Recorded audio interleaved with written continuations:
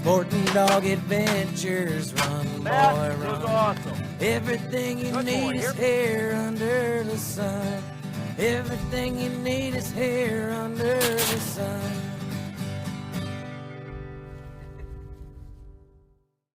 The Sporting Dog Adventures podcast is proudly brought to you by Soggy Acres Retrievers.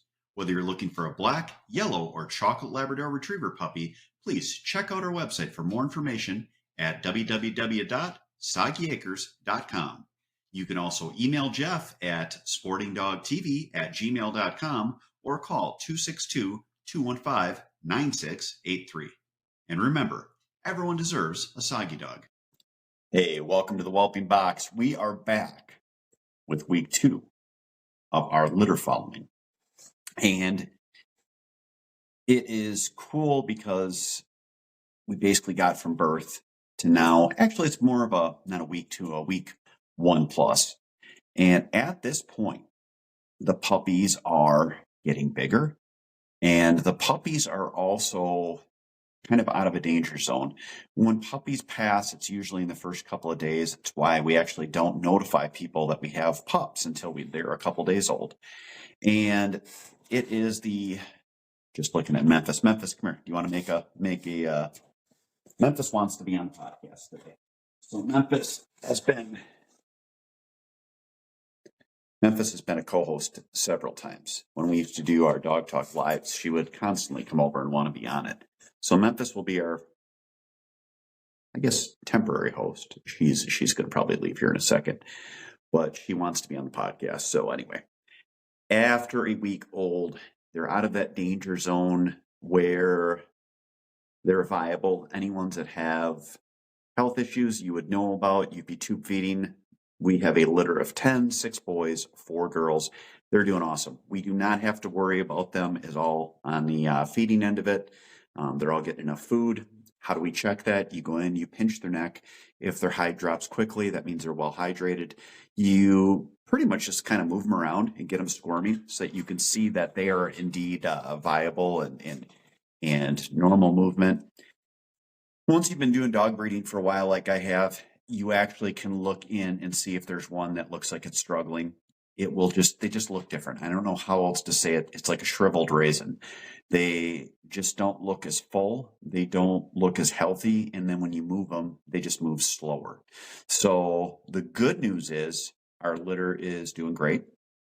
They are all moving around. They are all full of energy and they're getting big. They crawl to the heat lamp that we have in our whelping box. When they're cold, they crawl away. When they are too warm under the heat lamp, a lot of times they kind of hover in a certain area. What you can tell on having your kennel at a normal temperature, which I keep the kennel at 71 degrees with inflow radiant heat. Now, it's a little different. When I used to have regular heat, forced air heat, I would keep the kennel at about 75 degrees, but with inflow radiant, the heat comes up from the floor. So it gets away from that area of cold air that we used to get that was near the floor because heat rises. So we keep it at 71 degrees with inflow radiant heat. We have our heat lamp at about 18 inches in the one corner of the whelping box. Actually, this time of year, I also run air conditioning too because I have a forced air conditioning unit. So I keep it right in that range within about 2 degrees. I have the air conditioning is set at 73 degrees. Heat is set at 71. So it's good because if it gets cold at night, as it's starting to now, the heat will turn on. If it gets cold or too warm during the day, it will turn the air on. It is also a danger of puppies getting too warm. You can have, if your kennel gets up or your area you have the puppies gets too warm, you can lose puppies that way. So you want to keep that temperature so it's in that, in my opinion, 71 to 73 range, which then you can look at your whelping box and you'll look and you can see that the puppies are at a comfortable temperature because they're dispersed throughout the whelping box. So you will watch our videos. You'll see the puppies all over the whelping box here as they get older. And it gets a little tight once you have 10 puppies and they start getting bigger. You start to get very full. The mom has to move the puppies around, which she does That's what's safe for them. And also we're getting towards week 3 where we pull the whelping ring and just have the floor for them to lay on, because at that point you give them a little bit more space. They aren't in danger of being pinned against the wall by mom, and they can have just that little bit more area. They also at week 3 will open up the door for the outside kennel run, prop the door open, and now they have the opportunity to go outside. So again, right now, eyes are still closed. They're still deaf, but they're all feeding well with mom. The kennel is cleaned twice a day with a disinfectant. We don't have soft surfaces because we don't want the puppies to get under the soft surfaces and get pinned by mom and get smothered. And we're not having to feed them because she's doing all the work. On the mom side of it, she is taking in somewhere in the neighborhood of about 8 cups to 10 cups of food a day. I give her 5 cups and then let her decide how much she wants to eat. So she free feeds throughout the day. And she also is taking in, I would say, on average, about between 10 and 15 quarts of water. So that's a lot, but you have to think about these puppies as fast as they grow, how much they are taking from mom through their milk. So you have to make sure that you're giving them enough food and enough water, clean environment. Everything right now is just totally thumbs up, full steam ahead with this litter. They're doing great. Our next talk that we give will be when they have their eyes open. And that's when they can see. That is when they can now hear. And that is when they start to get up, walk around, and become little dogs. So again, we're past that danger point for most pups where they're healthy, they've survived, they've been to the vet, they've had their dew claws removed. We're going into week 2 where our eyes are going to open, we're going to be up, we're going to be around, and we're starting that process of becoming little dogs. Right? In my opinion, they look like guinea pigs right now. They don't look like puppies as much as what people think a classic puppy is. We'll get people that want to call and want to come see them to see their personalities. There's really no personality with the puppies right now because of the fact that they're blind and deaf. You don't really see their personalities start to pop until they get to about 4 weeks old. So we're in that stage where it's just letting mom with the pups, keeping the amount of stress on her with other dogs being around, other people being around at a minimum, and letting the puppies grow. Next up, we're going to have a great puppy tip, followed by a hunting tip in the last part of our show. All that and more coming up after this.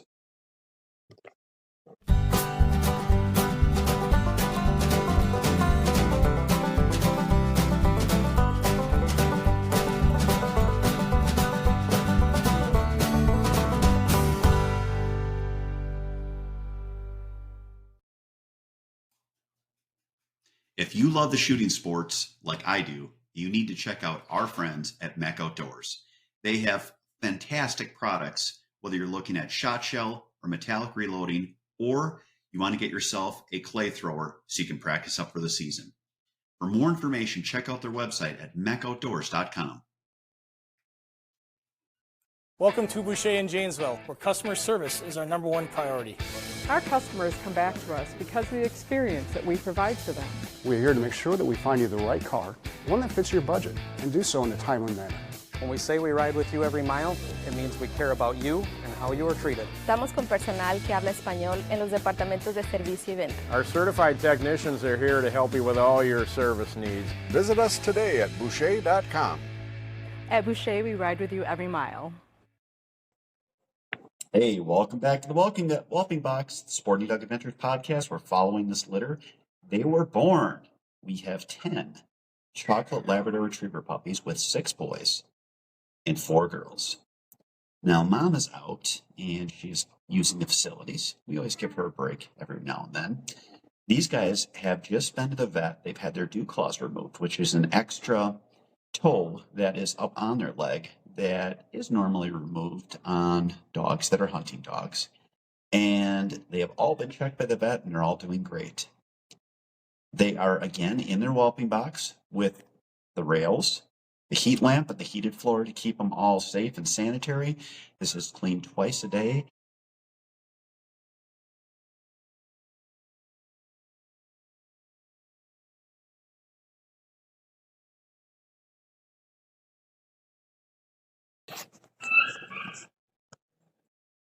Hope you guys enjoyed that little video of the puppies out in the kennel. I always wanted to have where we could have a feed out there to show people, and we just don't have the ability. We don't have internet here where we can do that. So this is kind of cool because this gives you a chance to watch them, to see them, and to get just, I guess, a little bit of a video on a podcast so that you can see them growing up week by week. If you like these videos, I put them up at least every other day to every 3 days on our Facebook page, Soggy Acres Retrievers Facebook.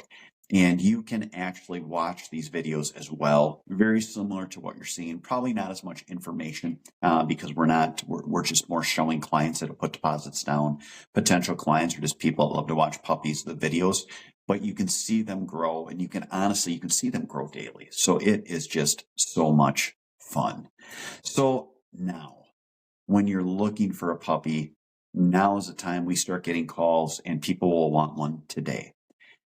Folks, you got to be a little more patient than that. If you find someone that has a great business, great reputation, and a great litter, jump on it. Generally speaking, a lot of those litters are going to be full before it's, I want one to take home this week. Have some patience. Take your time. Do your homework. Talk to people about your litter that you're looking for, about what you're going to use your dog for, and make sure it's a good fit. Your health guarantee is very important. You want to make sure you have a very fair health guarantee. When I started breeding dogs, the health guarantee for most of the area kennels around by me was that if you had something wrong with the dog that was genetic with hips, elbows, or eyes, you could bring the dog back and they would replace it. The reason people do that is because they know you're not going to bring back your family member when they're 2 years old. It's not a health guarantee. It is smoke and mirrors. It's something you want to be protected from. You want someone that has a guarantee that is similar to ours, which is that if there is a problem, we obviously reserve the right to a second opinion because we want to make sure. We want to make sure the dog has not been bred. And then we'll give you a replacement puppy, and you can keep your puppy that has the genetic problem. No matter how much you try as a dog breeder, you can never be perfect. It is nature. Nature sucks sometimes. But as a business, which there aren't many businesses in the dog world, there's a lot of kennels. As a business, you can do the right thing and give people a warranty that is actually a warranty, which in this case with ours would be giving you a replacement puppy because we didn't get it perfect, or more importantly or more correctly, Mother Nature didn't get it perfect with that pup. So keep that in mind. That's your puppy tip for today. Next up, we are getting close to teal season. I am so excited. I cannot wait to go and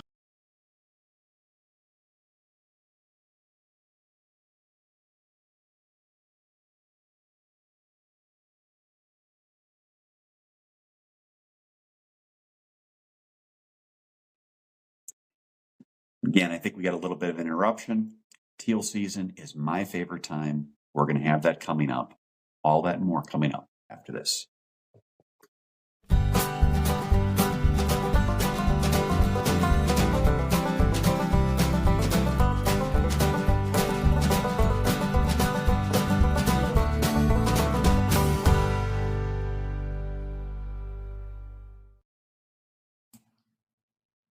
It's Jeff Fuller from the Sporting Dog Adventures podcast, and I need a little help. Please stop what you're doing and give us a 5-star rating. Follow us on the platform you're on. Give us a thumbs up. And above all, share our podcast with your friends and family. Our podcast will grow even more, and we can get more people involved in the sport we love with dogs in the field. The Sporting Dog Adventures podcast is proudly brought to you by Soggy Acres Retrievers.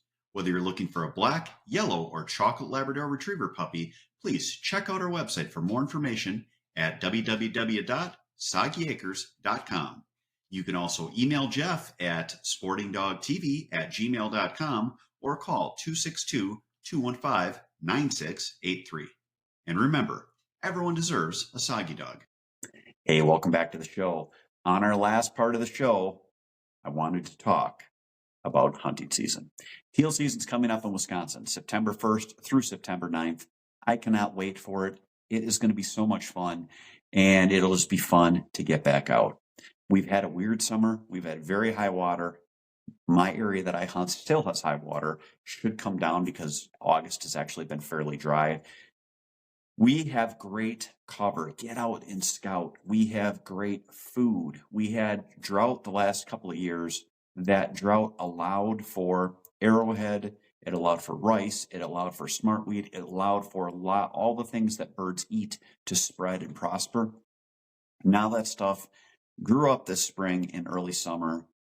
Then it flooded, and you got these areas that have these flooded just food factories. Get out there and scout.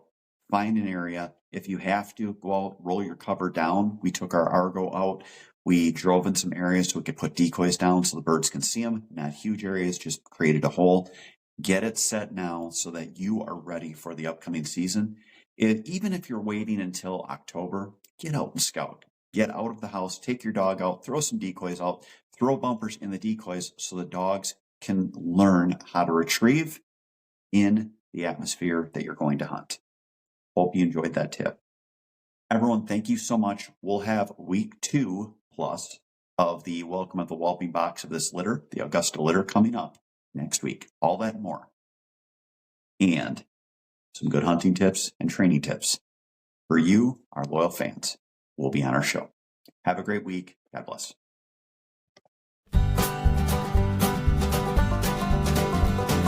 Sporting dog adventures, run, boy, run. Everything you need is here under the sun.